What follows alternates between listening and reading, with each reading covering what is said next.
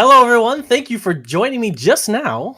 I am Matthew Taranto of BitFinity. I did Brawl in the Family, do those weird Waluigi videos, and I also did Tadpole Trouble for the Nintendo Switch and Wii U. But we are here today because with me is Nintendo's very own former Gamemaster and spokesperson slash Nintendo Fun Club. There's a lot of things slash senior editor of Nintendo Power slash beloved comic character, Howard Phillips, the one and only.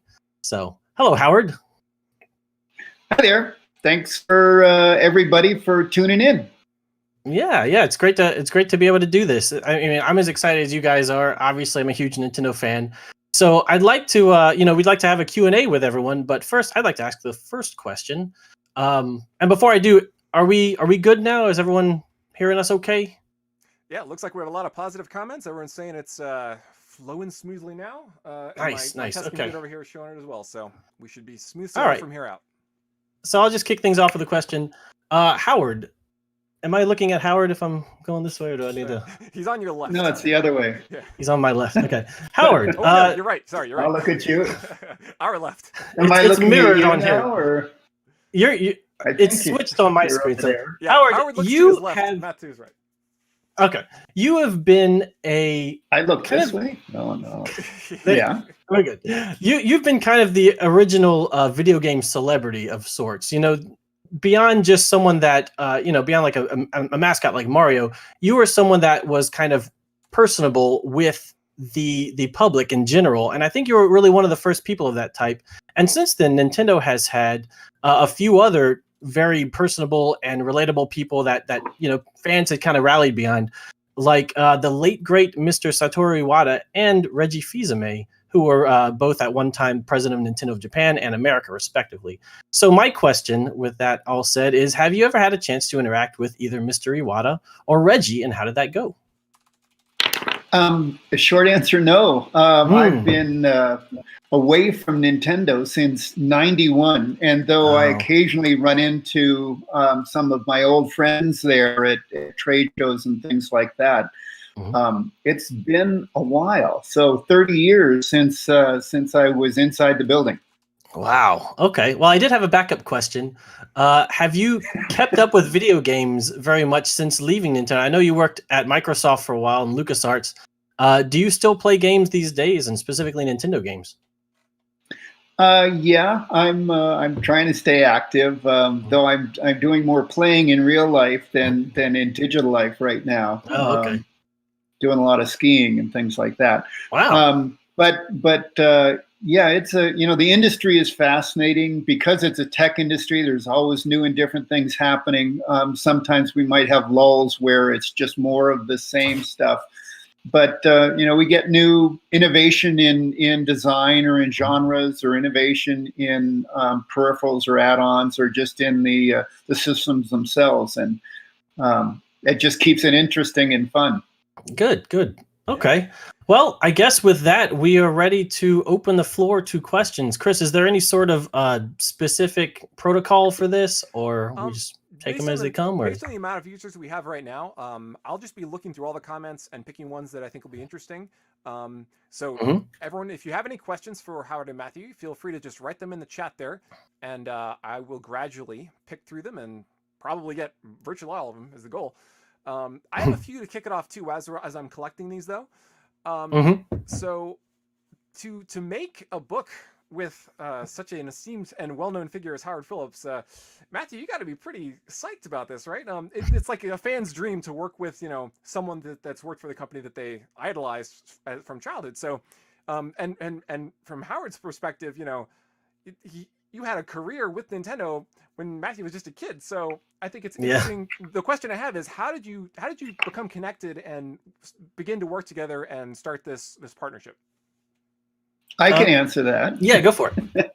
I tracked down Matthew. I was interested in not just putting plain text on page and creating a book that delivered information that way and shared stories that way. I grew up in media, and so I started searching around for someone who was versed in games and also was very talented, and hence the guy who's right there. I don't know which direction to point, but I'm pointing at you, Matthew. Matthew's obviously been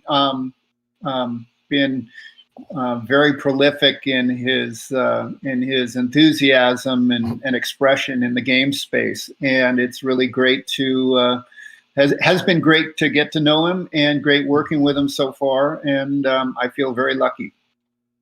Well, thanks, Howard. I appreciate that. I feel, obviously I'm still geeking out over this, so to add a little bit to that, initially I had worked with Howard a few years ago with my Nintendo Power tribute comic with Howard and Nestor, which he enjoyed. Oh, that's right, yeah.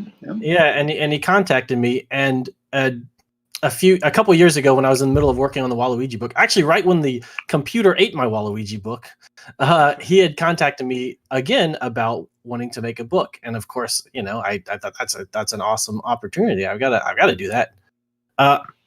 Chris, I just got a message from my wife saying that you are softer than we are. So maybe there's a way to increase your volume so people can hear your question. I'll turn it up. Thank you. All right. I am softer, or Chris was softer. Yeah, I mean, okay. you sound y'all both sound fine on my end, but she's watching and says, yeah. Yeah, I can crank myself up a little bit. All right. Okay. And one other question. Can you tell us a bit about the development of the book? Like when you first started, so you got your start together working on the comics a few years ago. When it came to the book, what was the original idea for the book, and how did you think it could be best told through Matthew's unique, bookmaking style with comics and visualizations? And how did you see that? And what was the original vision for that? As I said earlier, Matthew is just well versed in multimedia and various forms of expressing enthusiasm for games in digital media, and having spent so much time with Nintendo Power and recognizing that it would have been very bland if Nintendo Power had just been a black and white column of text in the weekly newspaper that you would read. And the same thing is true for this book. I think it would be a little bland. And there's certainly been a number of interesting books have come out that have just been plain text or maybe occasional illustration. But it was my feeling, and I think now it's Matthew's feeling, that we can do something pretty special by mixing both the text and the imagery in a way that helps harken back to those wonderful days that we all enjoyed together. My goal in this is to have an honest retelling of what it was like to actually be there, and what actually went on. And I want to do that in as egoless way as possible, avoiding self-promotion and things like that have cropped up in a number of other books. And I really want to especially give voice to all the people that I worked with, side by side, shoulder to shoulder, who did a lot of really cool things, worked very hard, were fun to work with, but maybe not the more notable names that have been given credit over the years. I think that when you look at the success of an effort, whether it's a project team or a division or a group within an organization, it's frequent that we end up going to the organizational superiors and giving them the venue to talk about all the wonderful things that maybe they have done, as opposed to the wonderful things that their group and all the great people who work within it have done. And so I'm looking forward to the process of being able to give voice to multiple different groups within Nintendo, and of course my own, to what it was actually like working from 81 to 91 at Nintendo. Yeah, and you started off in the warehouse, so you were down there, moving all those Donkey Kong cabinets, like thousands of them. So, and then you slowly started to do more like traveling around the world and stuff for the job. So you really were involved in all those different stages. Yeah, I did, well, almost everything. I didn't do accounting. I didn't do, let's see, what I didn't do programming. I ended up doing scripting at a later point in my time there, but didn't do programming. I'm a pretty lousy artist, hence Matthew. So, but I did do all of the. I ran the test route, which meant I take the arcade games out to the sites and then go and watch people play them and talk to people who are playing them and talk to them about the competitors' games that were also in the sites. And then when we started getting all of the consumer products in, the Game & Watches and the Famicom, then I was the one who played all those. And at first it was really just doing something as taking a break in the warehouse, but I took a lot of breaks. And then it was spending a lot of time kind of thinking about what made the game work or not work, and what made it better or worse than the previous game or another game that we had or one of our competitors' games, and talking to Mr. Arakawa or Ron Judy Al Stone, who were the two arcade salesmen at the time. Mm-hmm. And then also Mr. Oda, who was, I believe he's moved on from Nintendo, but he was one of the key guys there who helped by translating comments and feedback and sending those off to Nintendo Japan and whether it was Yokoi or Miyamoto or others. And this is pre-email days and and days when we didn't really talk on the phone that much because it was wildly expensive. So he'd take my notes and create a fax and send it out. And then when I would come in the next morning, I'd get a fax that he would then translate back.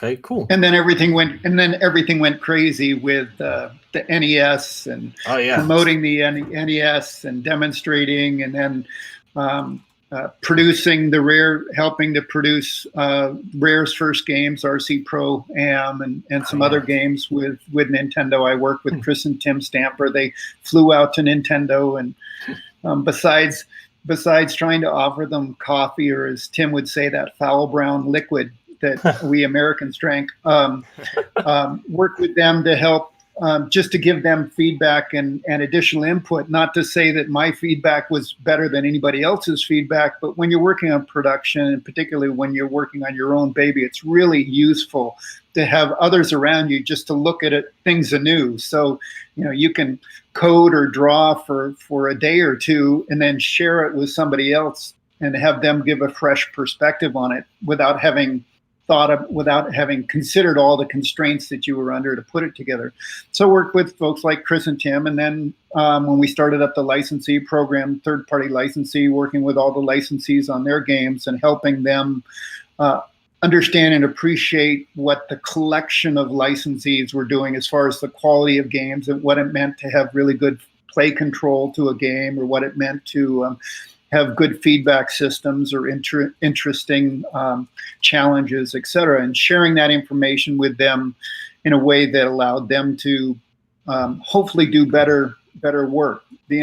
My intent was never to, be the designer or the Uber designer or anything like that. It was really just to provide the context to all those developing games for Nintendo that didn't have the benefit that I did of seeing everything.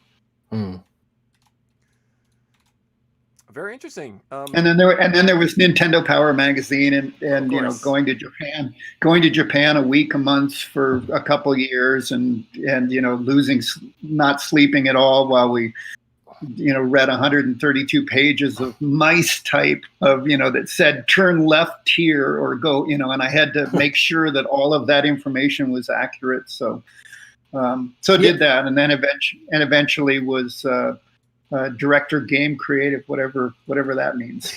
Director that I kept getting tripped up on that when I kept trying to remember that specific phrase, director game creative. It's cool that you bring up the beginning of these like relationships that became so prolific for Nintendo, like Rare in particular, made some of my all-time favorite games across the Super NES and N64 in particular. And it's cool that you met the Stamper brothers right back when they were starting the RC Pro-Am and the other NES games. I guess that was around the time that Battletoads came out a little later. It was literally just the two of them, just Chris and Tim working together. Just and the then brothers. after a game or two, then they started bringing in, like a half dozen people to help them out. But it was great working with them when they were, I think they were maybe 19 and 20 at the time. A couple of kids right at the ground floor. Yeah. Cool. All right, Chris, what else we got? Okay, so I've been collecting various questions here from the audience. So I think we'll start off with some questions that are specifically about the book and about the history behind it. And then we'll move on to maybe some broader questions after that. Okay, let me close my door real quick. My Echo Alexa thing is no going. problem. No problem. Alexa. Well, we're gonna leave. I'm gonna leave now then. Oh, well. All right, no worries. I'm back. The thing was beeping. I didn't want the beeping to get in the way of the audio. All right. Okay, so the first question is probably more toward Howard on this end. Token Attraction asks, what piece of history are you most excited to share? Let me think about that. I guess when I think of the things that make me smile the most, it's the combination of just the complete surprise of getting some new game or some new thing, like opening up the Famicom or, opening up the box from Japan and having the Famicom in it, or somebody bringing one of the third-party licensees, bringing in a new game and, playing it for the first time, or getting something from Miyamoto-san and playing that game. So sharing what it was like, kind of the context of what was actually new and interesting or different. It's easy now to look back at stuff and just assume, well, of course we always had, multiple different power-ups and things of that nature. But back then it was so cool to have this progression of going from an arcade game of being a single screen to then having Donkey Kong, where you actually had 4 different games in sequence. If you could beat this one game, then you get to go to a whole new game. It was just so cool. Anyway, sharing kind of that progression is something that I want to do. But also, there was a lot of really goofy, crazy, fun things that happened along the way, just working with this collection of individuals. And one of the things that's going to be fun is Matthew's doing the Now Playing comics, which are all of the Now Playing comics are true stories of things that actually happened, whether they all involved me or whether it was just things I witnessed. And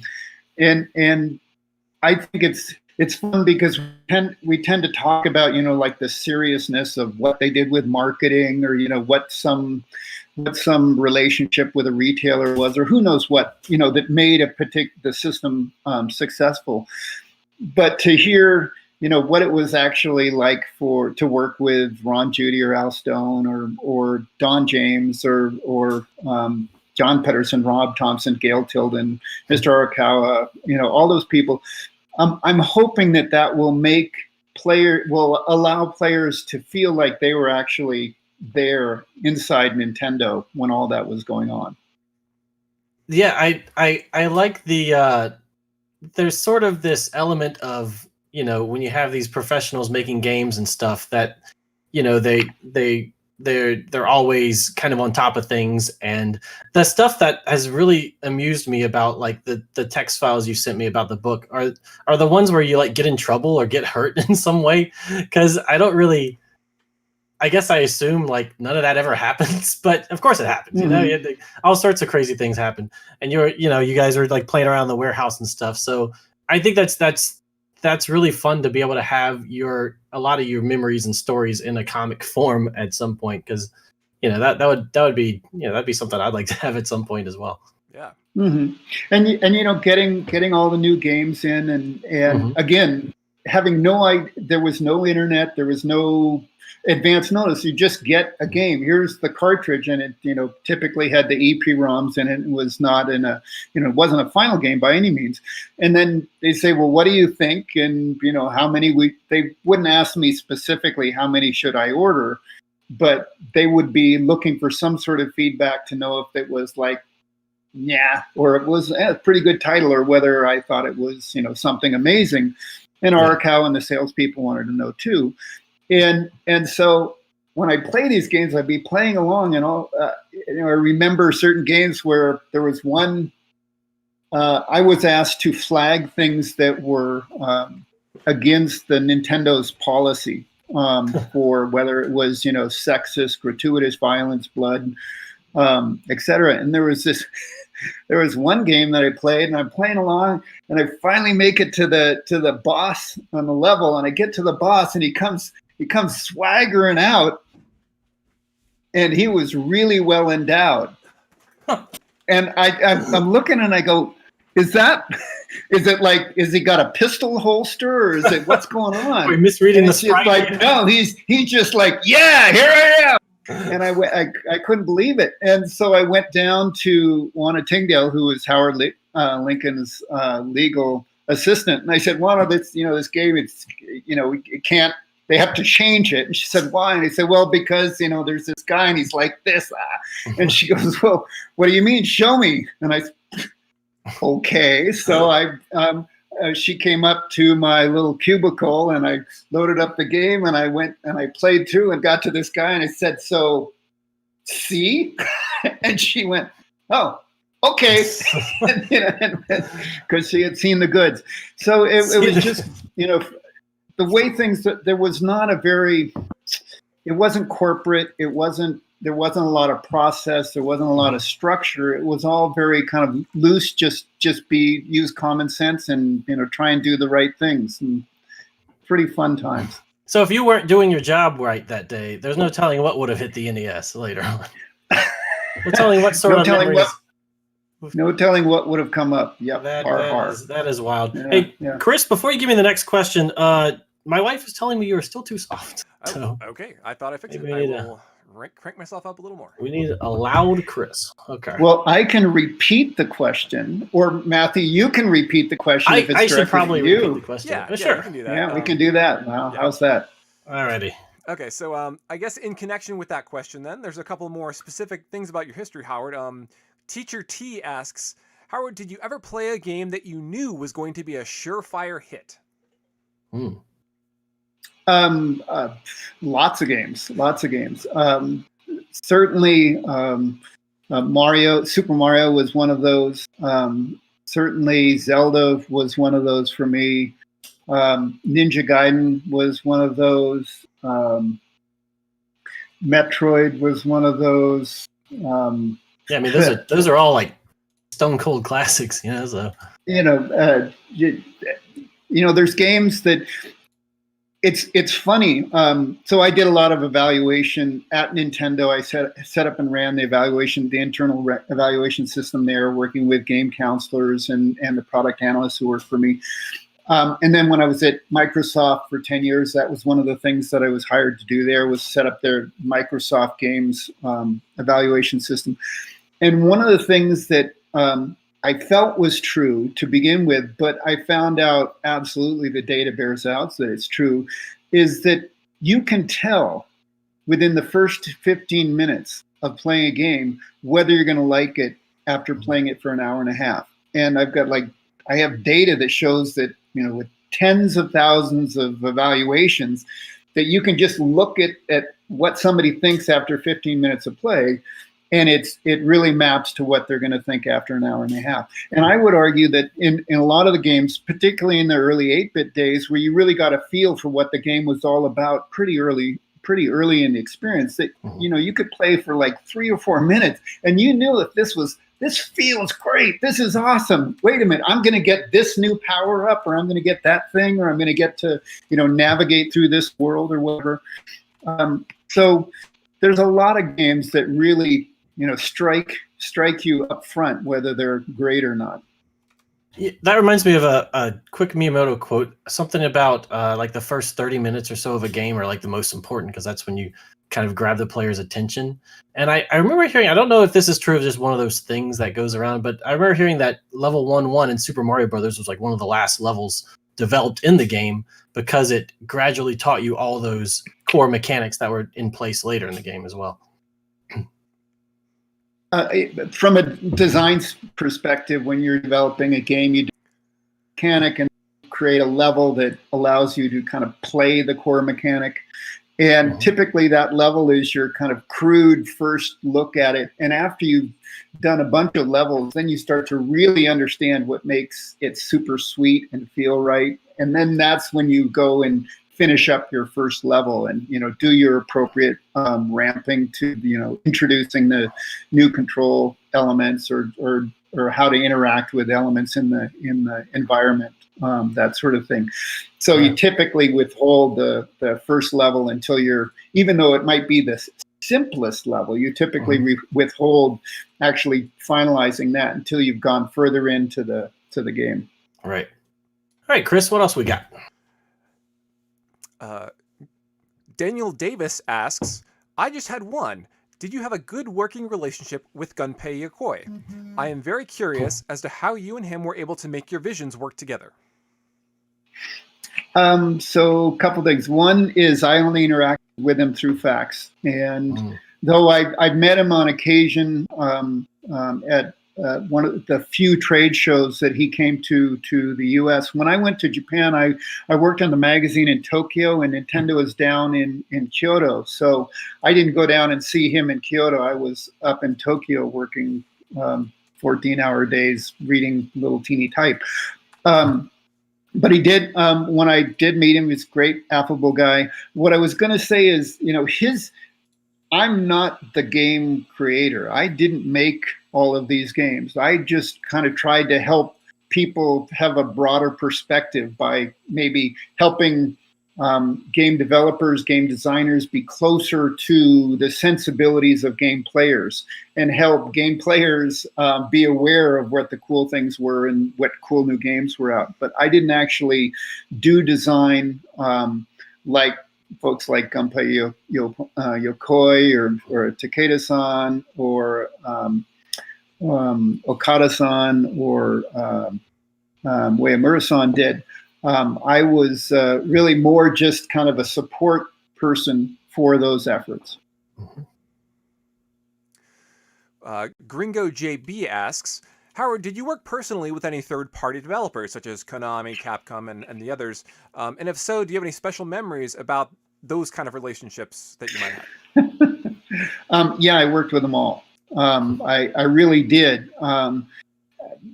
Rightly or wrongly, whenever they came to Nintendo with a briefcase full of new games, quarterly or otherwise, they would always want to give the games to me and then have me tell them what I thought of the games. And so I worked with all of them. Initially, game companies were very small, and there wasn't a lot of staff, and so there would be like the president and one other person who would come. And initially, a lot of them were U.S. subsidiaries or Japanese companies. So there'd be one guy who was native language Japanese, and then there might be somebody who helped as a quasi translator, but also as a quasi producer for them. And then they'd work with their development team, which was for the earliest games back in Japan primarily. It was only later that we started seeing development teams both out of Europe like Rare and Software Creations, etc., but also in the U.S. with some of the teams that worked on like Mindscape games, Activision games, that sort of thing. So I'd work with just this small group of people, and I knew them all, and they all knew me. Well, I'm sure that'll make for lots of interesting anecdotes in the book. Order now. The Kickstarter link is in the description of this video.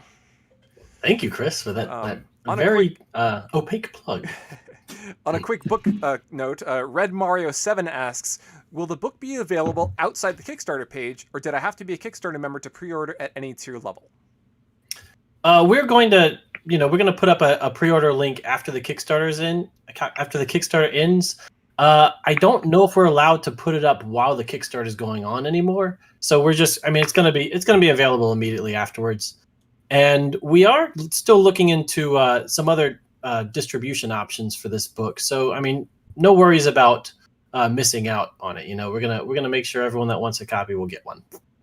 Mhm. All right. But if you want it sooner rather than later, it could take, unfortunately, could take a while before we have an alternate distribution method post Oh, that's true. Kickstarter. So, Mhm. if you want it as soon as possible, and we're trying to get it done as soon as possible, then Kickstarter is your best bet. After that, though, certainly, from my standpoint, I really want to share all the wonderful memories and I want to I want all the players who were 9, 10, 12 years old back then, or 5 years old back then, to be able to relive how wonderful and cool it was to play those games. And so to that end, I don't want to limit distribution just to Kickstarter, and I don't think Matthew does either. Sure. We'd love it if it became the quintessential insider's book on Nintendo and during that era, and on all the games. Yeah.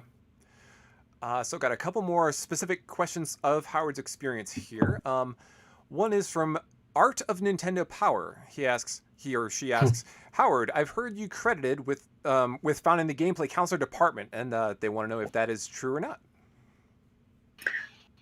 So the first gameplay counselors. So we had, I had a couple of I think there's 6 of them. People worked for me who were eventually called them product analysts, and what that meant was they just played each one of them played their handful of games while I played them all, and they helped give kind of collective feedback, so it wasn't just my own sentiment. So I had, for instance, the GC6, which was one group of evaluators that we looked at regularly, and GC6 referred to the Game Counselor 6.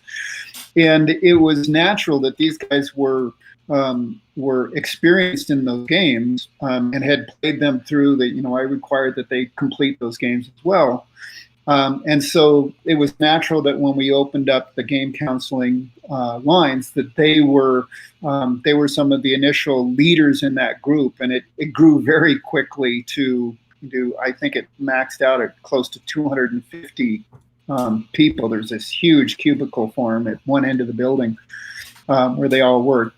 But it wasn't my idea to do a game counselor line. I think that came out of Mr. Arakawa originally, and that we were going to do this free number that people could call.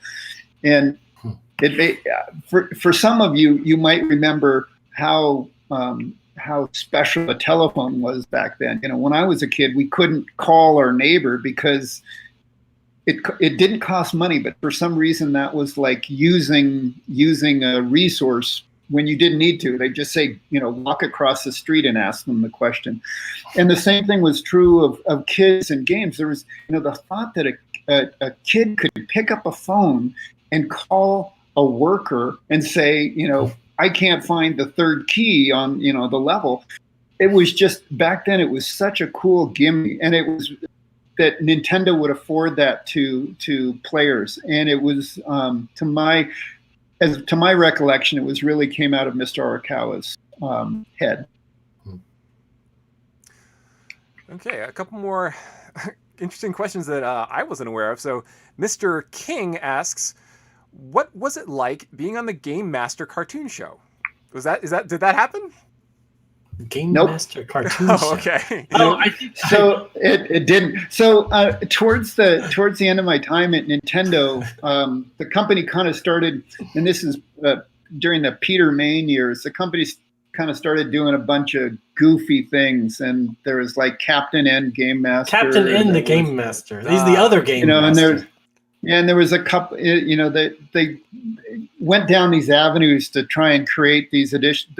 This was before anybody knew I was leaving, so I don't think they were just trying to, cover for post Howard, but they were really trying to do more of a, I don't know, just whatever marketing does, just find 18 different ways to market to the same story. So no, I wasn't part of that process, and thankfully I had my hands full with all the games. Oh, that would have been an interesting show. Howard and Nestor, the Gamemaster show. Howard and Nestor, one of Richards, yeah. Yeah. I did like how Captain N had it had Mother Brain with a face, and she was voiced by the guy that did the plant from Little Shop of Horrors. Mhm. Yeah, so Great trivia. that was like the original Smash Brothers. You know, you had King Hippo and Pit and Simon and jeez, I don't remember. That was a crazy show. But yeah, not the same Game Master, different Game Master. Gotcha. Big Wee G asks, question to Howard: did you expect Rob to sell in the NES on the NES in the US? I expected Rob to help sell the NES, but I didn't. Nobody thought Rob was a great game thing. It was a really fun, novel toy. I mean, it was awesome technology. You could like be playing the game and you put your hand in front of Rob's eyes and he just sit there. And then you take his hand away and he'd go, It was just so cool that he actually looked at the screen. But also something else that in the context of that time, 1985, robots were really cool. I mean, in 1982, people weren't thinking about robots, and in 1990, people weren't thinking about robots. But in '85, robots were cool. And so here's this robot that comes along with your game system. Now, for all the players out there, everybody figured out after like 30 seconds that this was not a game, right? It was a toy that was kind of interesting and cool. And maybe it helped your mom and dad buy the system for you and maybe your younger brother or sister. But what you really wanted the game for was so you could play the games themselves, not Rob the robot. Gotcha. Pikadude asks, maybe this is answered in the book, but did you have any info on localization of some of the add-ons for consoles Nintendo made at the time? Not sure what you mean by add-ons exactly. But you said that's who's that from? Who's that from? Pikadude. Okay, Pikadude. What do you mean by accessories or add-ons? I don't get maybe it. like the six. We're waiting. Everybody's waiting for Pikadude. Yeah, Pikadude. We're all with bated breath. Maybe like the disc drive was. I mean, was that an add-on? Like the Famicom disc drive? They just kind of incorporated that into the NES, right? The disc drive. Yeah, you know, Famicom had those yellow like little, you know, the little discs that would go in and could. Right. So there was the disc drive was an add-on when they were moving towards trying to explore different media as a way to distribute the games, and they made the disc drive. And so, what was the question again? They were just curious about the localization of it, because some of these add-ons, to my knowledge, I'm familiar with like the 64DD for the N64, where it was a Japanese release, but it was very limited and never was brought to America. So if there were things like that for other consoles, I think that's what they were mainly asking about. Like what? There was the knitting machine. The what? So there were, yeah, but that didn't come out, thankfully. I guess the short answer. So. The different R&D groups would develop their own peripherals. Like there was the Advantage joystick, and what was the one with the little weird slidey thing? Forgetting the name right now. Slidey thing. It in the middle of the control pad there was a little disc that slid around. And yeah. It's like NES Max. NES Max. Yeah.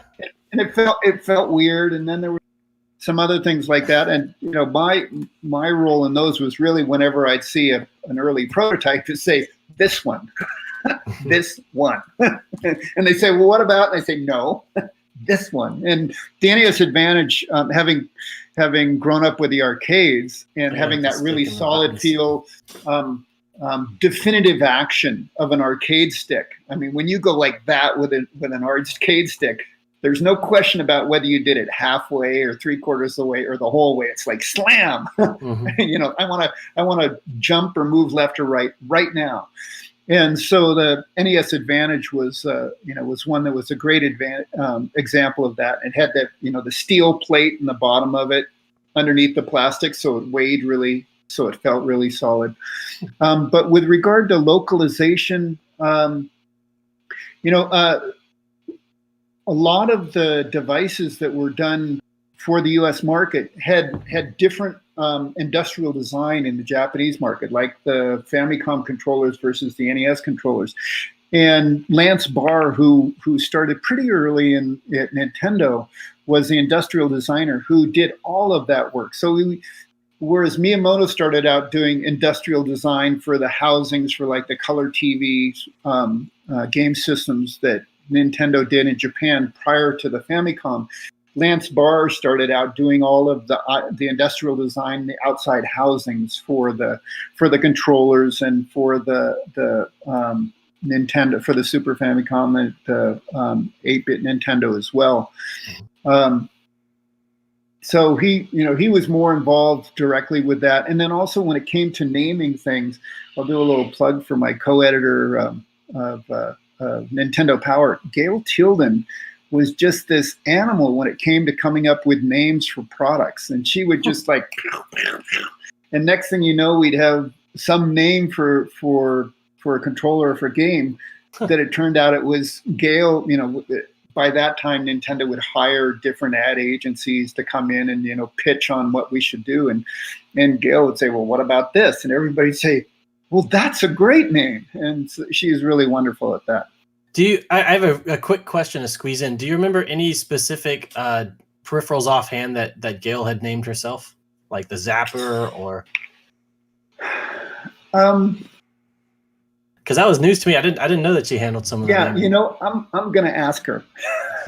I'll ask her tonight. All right. which one she's gonna take credit for, and she's very self-effacing. She's not somebody to seek out credit for things though she's done a tremendous amount of work for Nintendo. But I'll ask her tonight, and we'll put the definitive list. Will be in the book. All right. And on a related note, Lucas M. Thomas has a comment and a question. Lucas. His comment is, I own one of the original Donkey Kong cabinets, so thanks for wheeling it around the warehouse when it was first born. But then related to the... go ahead. Can I say something real quick? Yeah. Whenever I still see occasionally Donkey Kong games. I was at the Portland Retro Show, not this year because of COVID, but last year, and somebody had a Donkey Kong machine. And the first thing I do when I see the game is I run over to it and I grab it and I pull it out and look on the back to see what the serial number is, because that'll tell me approximately when I had last touched that game. And it's just a weird little thing that I do. But sorry to interrupt. Go. So your question is? The question is related to the add-ons and things that weren't really localized or maybe not developed in the way that they might have been. He asks, there was a port on the bottom of the NES that was never used. What was that about? So when Nintendo in Japan started the Famicom, they had the port on the front. You can still see the serial connector on the front of the, if you look at the Famicom, you see that little trapezoidal thing on the front of it. And Nintendo of America thought, well, Nintendo Japan is planning to do all these things. We should do it too, just to afford us that ability. And it did end up costing money because you had to have the connector on the bottom of the PC board and et cetera. But Nintendo Japan was exploring some interesting things. Like they had a modem you could trade stocks with. They had, of course, the disk system. They were looking at kind of doing other things that would give it more of a computer use, family computer in the home. But in the US, we just weren't, though we got the device and we kept that capability, gamers weren't interested in that at all. You know, the PC personal computers were kind of taking off, but those were in the home office. Nobody wanted to be paying their bills in the family room or, you know, in the den on the Nintendo system. That's what the personal computer was, if somebody wanted to pay their bills on a computer rather than, you know, on a Nintendo. It's kind of goofy. That's wild to me, because as like a longtime Nintendo fan, for the longest time, like especially around the turn of the century, they were known as the company that was really resistant to going online, like kicking and screaming, basically. You know, Xbox Live came out and everyone's like, where's Nintendo? You know, when are we going to go online? but they were going online in the 80s, you know. Or at least they had the capabilities of it in some fashion. So it's funny to me that they had that sort of backup plan when to actually, you know, incorporate online gaming ended up taking them a bit longer than you'd expect. Yeah, I think when they did the expansion port, I don't think they were thinking online, because, you know, the internet didn't really kick in until right around 89, 90, where there was actually, you know, 60 servers or computers that could talk to each other, that we then called the World Wide Web. So prior to that, nobody was thinking, oh, you'll play games online. You know, and especially, man, I used to get games sent to you when I was doing development, and I'd get a ROM image sent from like Jezsan at Argonaut in the UK, and he'd send it on a phone line. So I had a modem, and then I'd download the image of the ROM, and then I'd burn the EPROM, then put them in a board and play the game. It would take like 6 hours to download, because it was like on an 800 baud or a 1200 baud modem, which was so slow. And then 5 hours in, if like the line got a little noisy, or, you know, the tree blew against the phone line outside, it would stop and it wouldn't recover, and you'd have to start the whole download again. So things were really crude back then. So nobody was thinking about online gaming in the 80s. That was just too much, you know, too far in the future. Yep. Sure. All right, Chris, what else we got? So Absolute Zero now asks, can you talk about why the NES never got certain Nintendo games developed by Nintendo, such as F1 Race or Murasame Mysterious Castle? Murasame. I don't know if those ring a bell. So the short answer is, most of the time it was because there were so many games out there that we picked and chose the very best versions of the games, the ones that we thought had kind of the broadest appeal within their niche. And with regard to the licensees, they did the same thing. They would say, well, I might be able to do these 6 or 8 games, but I'm only going to do 3. So I'm going to do these 3, and I'm not going to do these other ones that are available for Famicom. And then also there was a couple of arcade game manufacturers who were also game manufacturers, like Namco, that licensed their games to others, to third parties, who then brought them to the US and to Europe on the NES. And they didn't always rush to do that. And also with there was probably the most controversial part of Nintendo's third-party program, was that they initially required that you have an exclusive for 2 years for the game on the system. So you couldn't make the game for the Sega system, the 8-bit Sega system at the time. Master System. And so Master System, right? So pretty controversial, right? But at the same time, initially, like the first time I played Donkey Kong on a system was on a ColecoVision, because Nintendo had licensed it to Coleco. So, you know, it's just weird stuff going on there. But there were so many. I think the total number of games in Japan was, I believe, around 800 for Famicom, including disk system. And that's just a lot of games, more games than the market would take in the US. And I'm not saying that you know, I made that decision or Mr. Arakawa made that decision. It's just that collectively everybody said, well, you know, there's already 5 baseball games out. We don't need another baseball game. Or if I'm the third party licensee who has the baseball game out of Japan, unless it's demonstrably better than all the other ones, I'm really just, it's not a wise product decision. So there was games that just because they're so similar, they didn't make it over.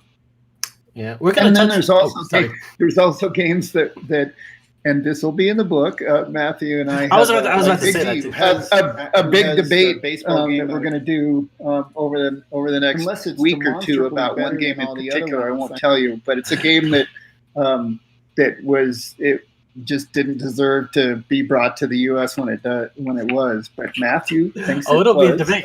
Let me see something. So we'll hear about that. I thought it might be visible from behind me, but I don't think so. But what you can see behind me is my little shrine to the Earthbound series, which is famously the first and third games did not make it to the U.S., at least on the original systems.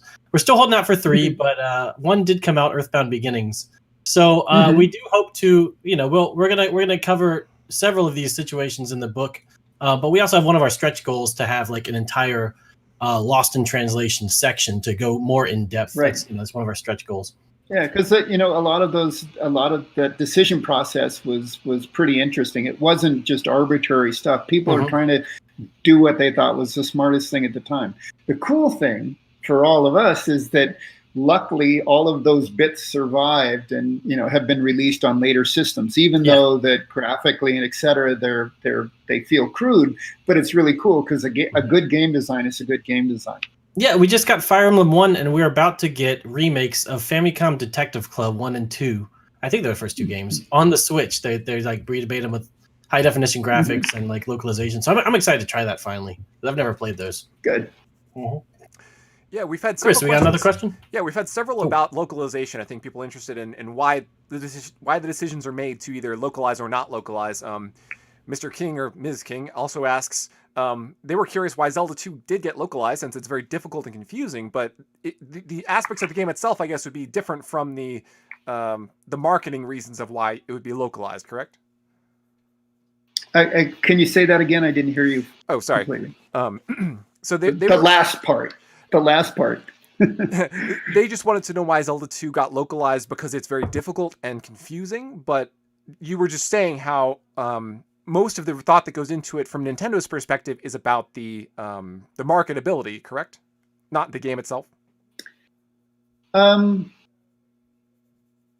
Well, I think of the game itself being the marketability. I'm a product person, not a market person. If the product's not there, if it's not right, then you can market it all you want. All you're going to do is piss off players who, at that time, some 8-year-old, wants their one game for the holidays or their birthday, and they get it, and they've been marketed something that turns out to be dreck. It's not good. So I think, for instance, in the case of Zelda 2,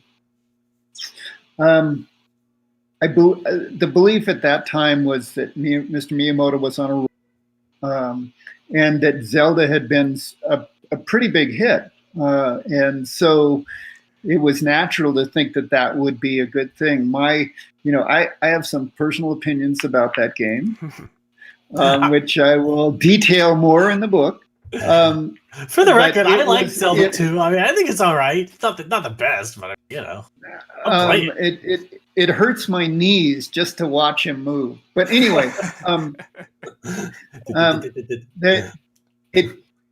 it's at that time. Thankfully, the product was not created by a bunch of people sitting in a boardroom saying, what's the best game that we should make for customers in order to beat Sega or do whatever. No, it was instead people saying, I got this great game idea. Or what if we, this thing we wanted to do in the last game, we couldn't, but now we can do it in this new game because we have more time, or because now we've got a better MMC chip and more memory, so we can store these additional characters or additional power-up modes, etc. So decisions were typically made because from the development team itself, from the individual creators, and again, that wasn't just a single designer. It wasn't just one person writing stuff down on thinking and then writing stuff down on paper and then giving it to developers and having them make it. It was a collection of a bunch of individuals working together and trying something and say, well, this sucks. We got to do something different, So they would come up with different solutions over time. And Zelda 2 is an example of coming up with a different solution because, well, Zelda was good, so let's make another one, only make it different and better. And that was their attempt at that. Real quick, I want to interject to give my godson Benjamin a happy birthday wish. Now we can carry on. Happy birthday, Benny. Okay. Token Attraction asks, Howard once said that he has a secret favorite game. Will we learn about it in this book? I'm, my goal is to not have any secrets left when the book is done. Now I'm curious about this. I didn't know about this. That's a big selling point. Yeah, everyone should go order a copy now. The link to the Kickstarter is in the description below. Yeah. So to be honest, I'm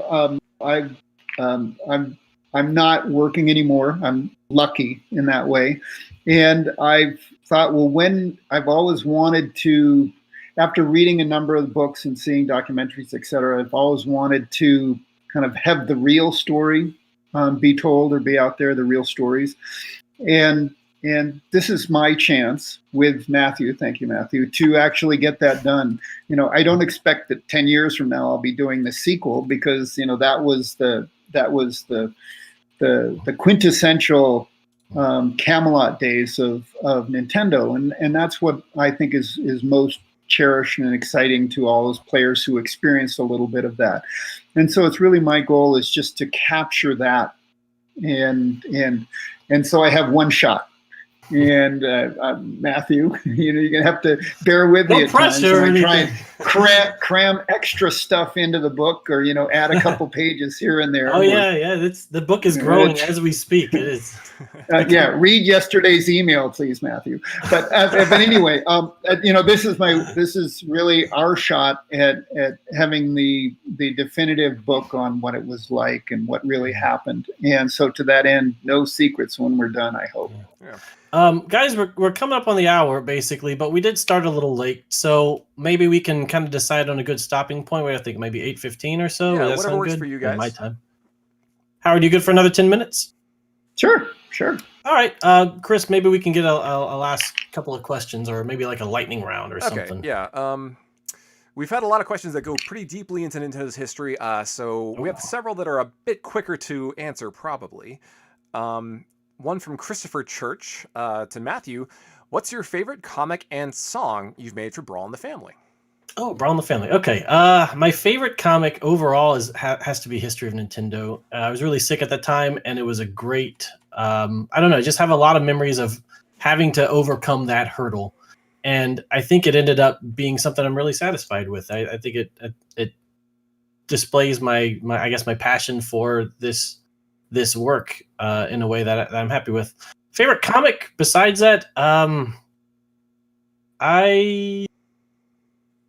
don't, one that always comes to mind, it's not necessarily my favorite, but it always comes to mind just because I was so happy with having to get out of work, was the one where Mr. Game & Watch meets Paper Mario, and it's just 3 lines because you're looking at them all from the side, and I'm like, this is so easy. I get to put this up for my comic update, and it's a joke, but it's a joke with 3 lines. So I was just I don't know. I felt pretty happy with that, and I had the whole evening to enjoy it myself.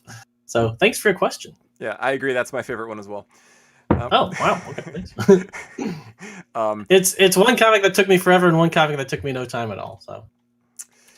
So quick question to both of you: what is your favorite Nintendo game and/or console? Howard, would you like to go first, or should we save this for the book? It's funny. So full disclosure, I'm a pack rat, so I keep stuff.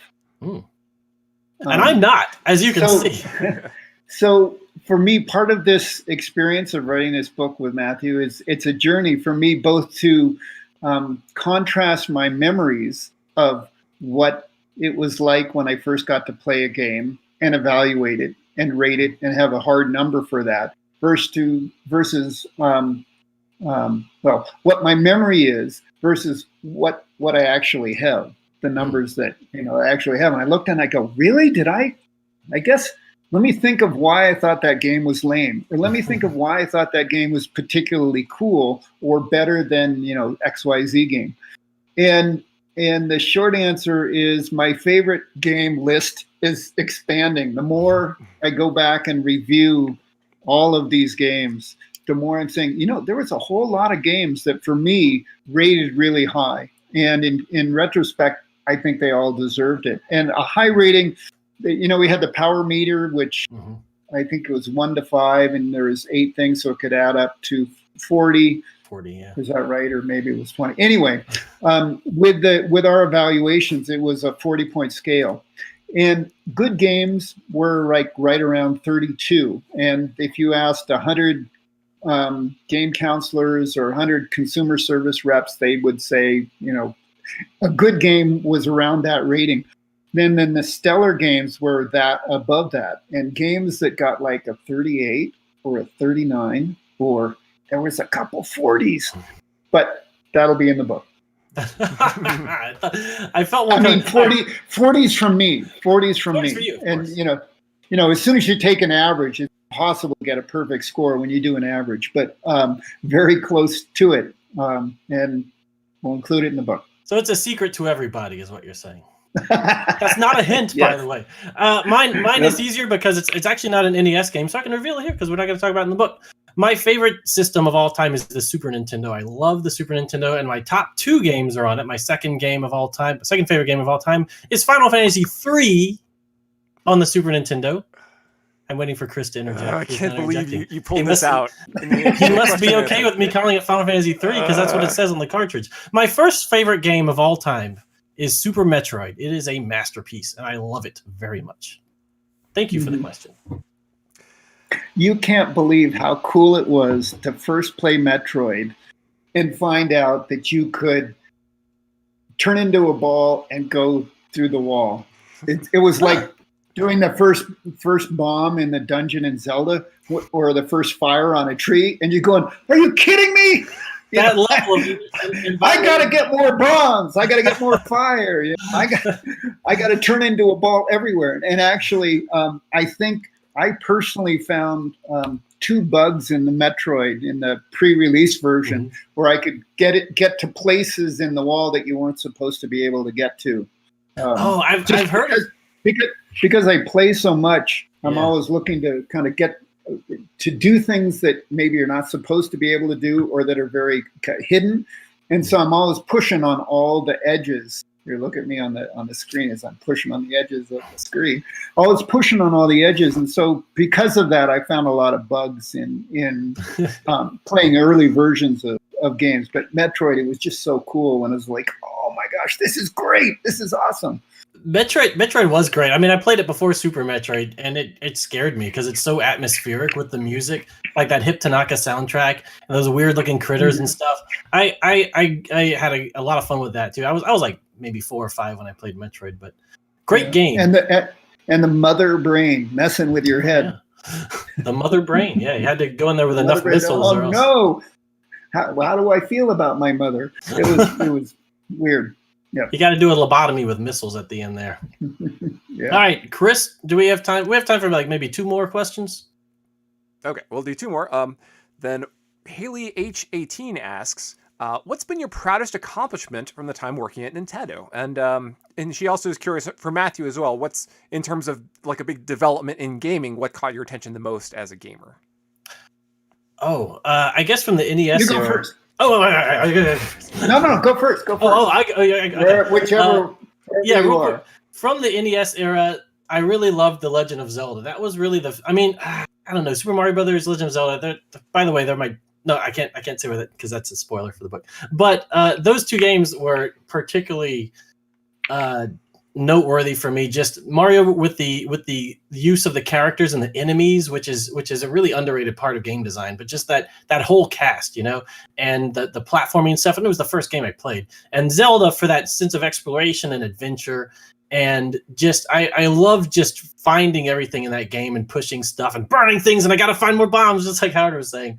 I think those 2 games in particular made the biggest impression on me during the NES era in particular. And that's my answer.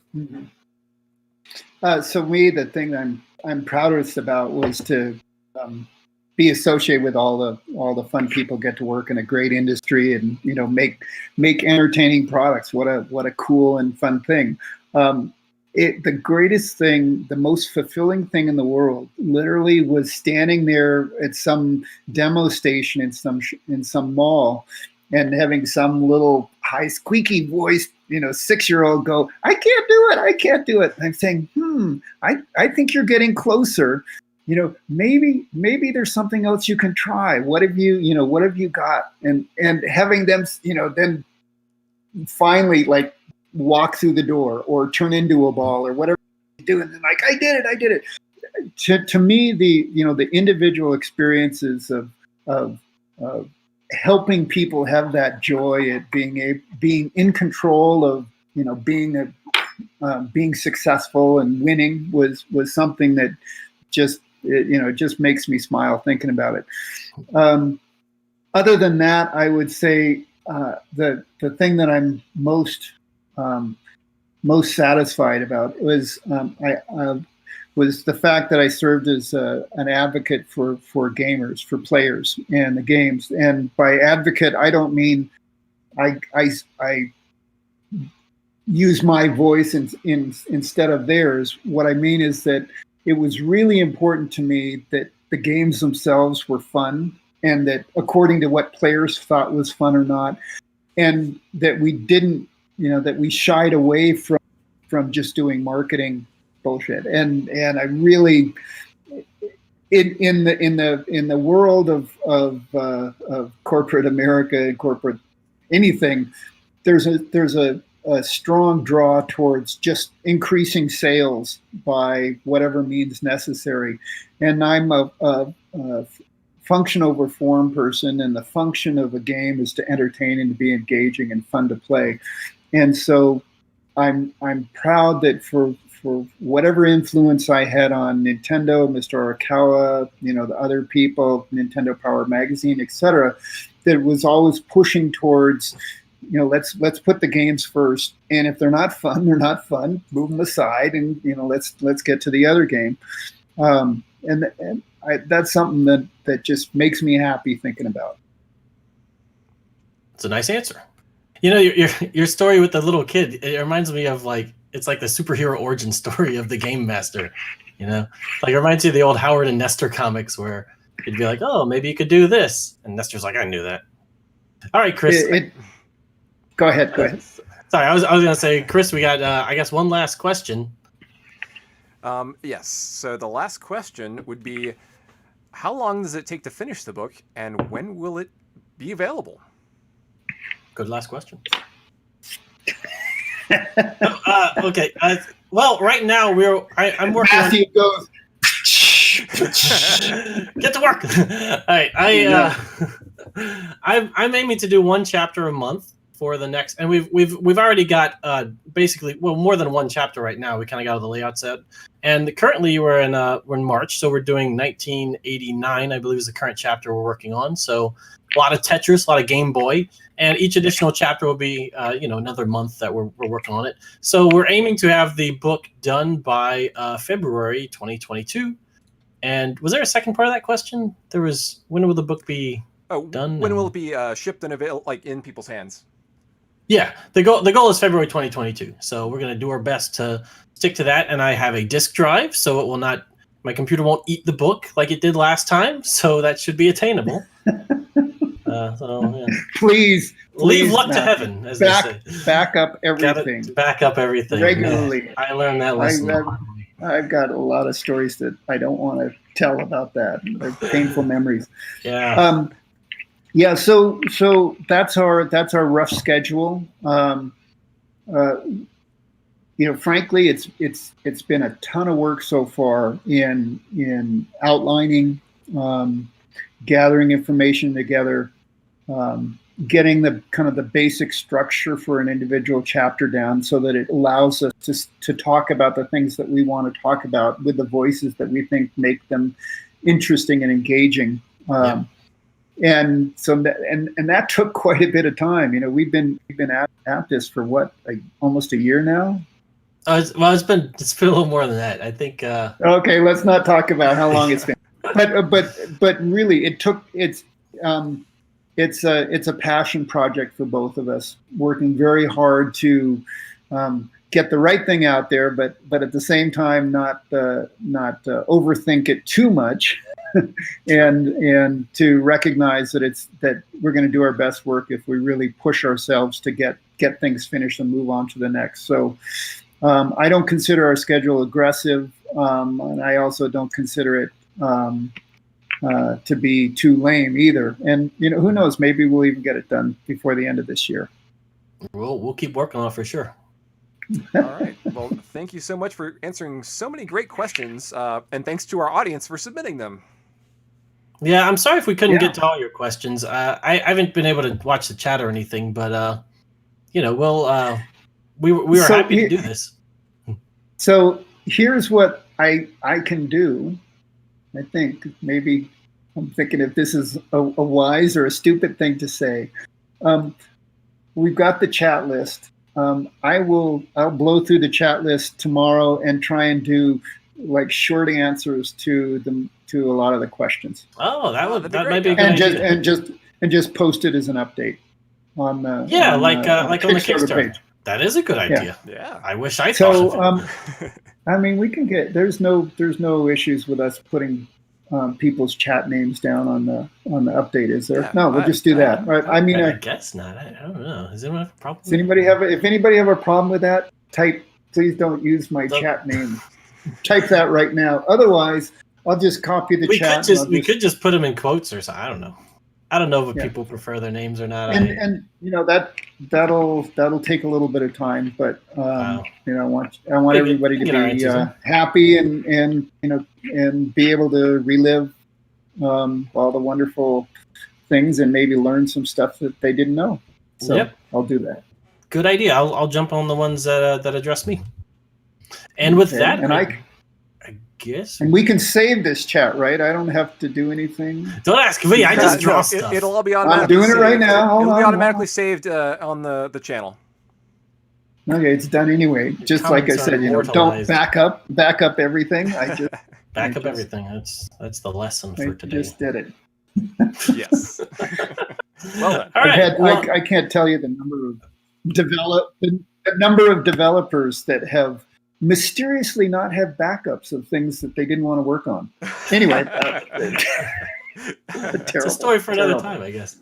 All right. Well, this has been fun. Makes my head. This has been fun, you guys. Thank you so much, Howard, for joining us. Thanks, Chris, for helping us set us up, and thank you, listeners, for your questions and your patience. And we will keep you posted. Gamemaster Classified. The Kickstarter ends next Thursday, so get on that while you can. And there was one last thing. Tell your friends. Tell your friends. We're steamrolling ahead. We're gonna try to get the last one. Tweet in Facebook and use the Instagram. Can you do it on Instagram? I don't know what Instagram is, but use it to promote our book. Man, see, like pick up even the phone. I'm supposed to be like the young gamer. I don't know what all this stuff is. I know what YouTube is. That's something. All right, so seriously though, if everybody takes a moment to tell their friends that they think would be interested in the book, now's the time to do it, because I think there's 4 days left on. And we want to hit the last stretch goals. Yeah, and if we don't hit the stretch goals, I'm gonna do a big sigh of relief, because it's already a huge project. And if we get those, we'll have to do it. I definitely will do it all in passion behind it. But if we don't, I'm gonna be tempted to leave stuff out. Some of those things. So place your orders now. First, yes. All right. Yeah. Well, I guess that's it. Anything else to cover? Howard, should we tell them about these super tiers, or is that is now not the time for that? Let's hold off. We're gonna hold off on that. Hold on. We have other things. Read your Kickstarter updates. Yes. Read the Kickstarter updates. I'm not saying reread the previous ones. I'm saying if you get a Kickstarter update, I suggest you read it. Yep. Especially if you're a fan of this man. Am I pointing to Howard, or am I pointing to Chris? Right side. No, you're pointing to yourself or that guy. Yeah, this guy. There we go. Yeah, if you're a fan of this guy, pay attention to your Kickstarter. Thanks very much, Chris, for your help. You're welcome. And thanks everybody for tuning in. Bye, everyone. Thank you. Bye, everyone. Thanks for joining us. Hey. All right. Are we unlive? Yes, we are unlive. Great.